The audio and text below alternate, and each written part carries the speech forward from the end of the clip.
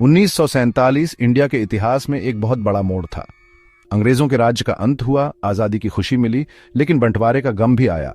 एक नया आजाद देश एकता और तरक्की की चुनौतियों से जूझ रहा था। ऐसे में दो बड़े नेता सामने आए, जवाहरलाल नेहरू और सरदार वल्लभ भाई पटेल। दोनों ही देशभक्त थे, लेकिन देश बनाने के उनके तरीके बहुत अलग थे। मॉडर्न इंडिया को समझने के लिए इन दोनों के अलग अलग नजरियों को समझना बहुत जरूरी है। नेहरू जो सेक्युलरिज्म के बहुत बड़े समर्थक थे, उन्होंने एक ऐसे मॉडर्न इंडिया का सपना देखा जो साइंस, तर्क और सेक्युलरिज्म पर आधारित हो। उनका मानना था कि इंडिया को आगे बढ़ने के लिए अपने पुराने जमाने के पिछड़ेपन को छोड़कर एक ज्यादा तार्किक और वैज्ञानिक नजरिया अपनाना होगा। इसी सोच के कारण उन्होंने IIT जैसे इंस्टीट्यूशन बनाए जो आगे चलकर इंडिया की टेक्नोलॉजी की रीढ़ बने। पटेल दूसरी तरफ एक प्रैक्टिकल इंसान थे, जिनके लिए देश की स्थिरता और एकता सबसे ज्यादा मायने रखती थी। उनका ध्यान देश को एकजुट करने और एक मजबूत प्रशासन बनाने पर था। बंटवारे ने इंडिया को बहुत जख्मी कर दिया था। सांप्रदायिक हिंसा और लोगों का विस्थापन नए बने देश की नींव हिला रहा था। इस उथल पुथल में नेहरू के आदर्शवादी विचार और पटेल के प्रैक्टिकल तरीके अक्सर टकराते थे, जिससे नीतियों पर मतभेद होते थे। दोनों नेता एक संयुक्त और खुशहाल इंडिया चाहते थे, लेकिन उनके तरीके और प्राथमिकताएं अलग थीं, जिसने देश के भविष्य को बहुत प्रभावित किया। जवाहरलाल नेहरू पश्चिमी शिक्षा से बहुत प्रभावित थे। उन्होंने एक ऐसे मॉडर्न इंडिया का सपना देखा था जो विज्ञान, तर्क और धर्मनिरपेक्षता को अपनाए। उनका मानना था कि भारत को प्रगति करने के लिए अपने सामंती अतीत की बेड़ियों को तोड़कर और अधिक तर्कसंगत और वैज्ञानिक दृष्टिकोण अपनाना होगा। इसी सोच ने उन्हें भारतीय प्रौद्योगिकी संस्थानों IITs जैसे संस्थानों की स्थापना के लिए प्रेरित किया, जो भारत की तकनीकी प्रगति की रीढ़ बनने वाले थे। धर्मनिरपेक्षता के प्रति नेहरू की प्रतिबद्धता अटूट थी। उनका मानना था कि भारत जैसे विविधतापूर्ण राष्ट्र में जहां असंख्य धर्म और संस्कृतियां हैं, धर्मनिरपेक्षता केवल एक राजनीतिक विचारधारा नहीं, बल्कि राष्ट्रीय एकता के लिए एक अनिवार्य आवश्यकता है। उन्होंने एक ऐसे राज्य की कल्पना की जो सभी धर्मों के साथ समान व्यवहार करे, जहां नागरिक बिना किसी भय या भेदभाव के अपने धर्म का पालन करने के लिए स्वतंत्र हों।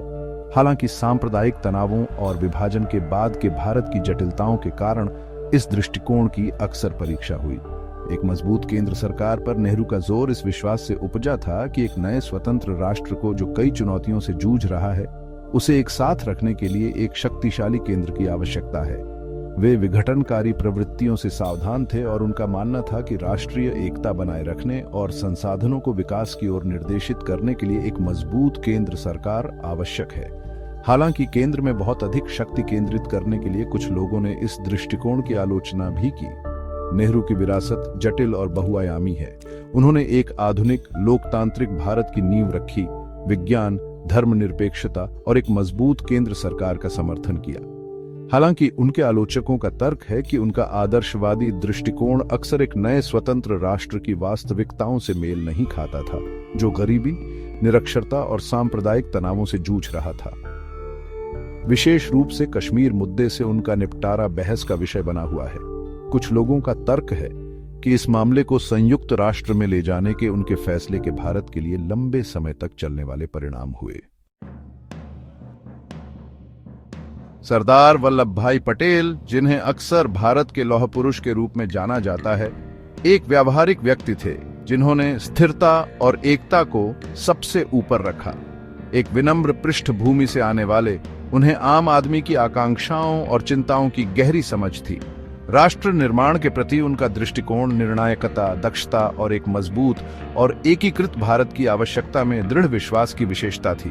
स्वतंत्र भारत में पटेल का सबसे महत्वपूर्ण योगदान निस्संदेह रियासतों को एकीकृत करने में उनकी भूमिका थी। स्वतंत्रता के समय भारत की भौगोलिक सीमाओं के भीतर 560 से अधिक रियासतें मौजूद थीं, जिनमें से प्रत्येक का अपना शासक था और अक्सर अपनी सेना और मुद्रा होती थी। पटेल कूटनीति, अनुनय और बल के परोक्ष खतरे के संयोजन के माध्यम से इन राज्यों के शासकों को भारत में शामिल होने के लिए मनाने में कामयाब रहे, जिससे राष्ट्र को एकीकृत किया और आगे विखंडन को रोका जा सका। पटेल की व्यावहारिकता आर्थिक नीति पर उनके विचारों तक विस्तारित थी। जबकि नेहरू समाजवाद की ओर झुकते थे, पटेल ने एक अधिक व्यावहारिक दृष्टिकोण का समर्थन किया जो निजी उद्यम के साथ राज्य के हस्तक्षेप को संतुलित करता था। उनका मानना था कि जबकि राज्य की गरीबों और हाशिए पर रहने वालों के उत्थान में भूमिका है, तेजी से आर्थिक विकास के लिए निजी क्षेत्र की भागीदारी की आवश्यकता है। ये व्यावहारिक दृष्टिकोण कई लोगों के साथ प्रतिध्वनित हुआ, खासकर उन लोगों के साथ जो नेहरू की समाजवादी नीतियों से सावधान थे। जबकि पटेल को अक्सर एक्शन के आदमी के रूप में देखा जाता है, वे एक चतुर राजनीतिज्ञ भी थे जो आम सहमति बनाने के महत्व को समझते थे। उन्होंने स्वतंत्रता के बाद भारतीय राष्ट्रीय कांग्रेस के गठन में महत्वपूर्ण भूमिका निभाई और इसकी शुरुआती नीतियों को आकार देने में महत्वपूर्ण भूमिका निभाई। पुलों का निर्माण करने और गठबंधन बनाने की उनकी क्षमता एक विविध और अक्सर भग्न राजनीतिक परिदृश्य को एक साथ रखने में महत्वपूर्ण थी। पटेल की विरासत एकता, निर्णायकता और व्यावहारिक नेतृत्व की है। रियासतों को एकीकृत करने में उनकी भूमिका भारतीय इतिहास में अद्वितीय है और स्थिरता और मजबूत शासन पर उनका जोर समकालीन भारत में प्रासंगिक बना हुआ है।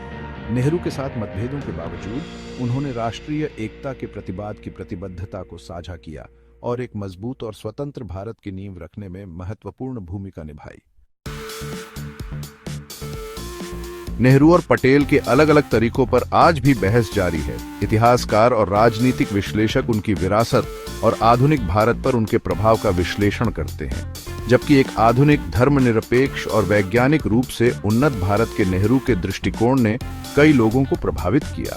उनके आलोचकों का तर्क है कि उनकी आदर्शवादी नीतियां अक्सर अव्यावहारिक थीं और एक नए स्वतंत्र राष्ट्र की वास्तविकताओं के अनुकूल नहीं थी। दूसरी ओर पटेल को विभाजन के बाद अराजकता में बहुत आवश्यक स्थिरता और एकता प्रदान करने का श्रेय दिया जाता है। राष्ट्र निर्माण के प्रति उनके व्यावहारिक दृष्टिकोण और रियासतों को एकीकृत करने में उनके निर्णायक नेतृत्व ने उन्हें व्यापक प्रशंसा दिलाई। हालांकि कुछ लोगों का तर्क है कि एकता और स्थिरता पर उनका ध्यान सामाजिक न्याय की कीमत पर आया और उनके तरीके कभी-कभी सत्तावादी थे। कश्मीर मुद्दा विशेष रूप से दो नेताओं के विपरीत दृष्टिकोणों पर प्रकाश डालता है।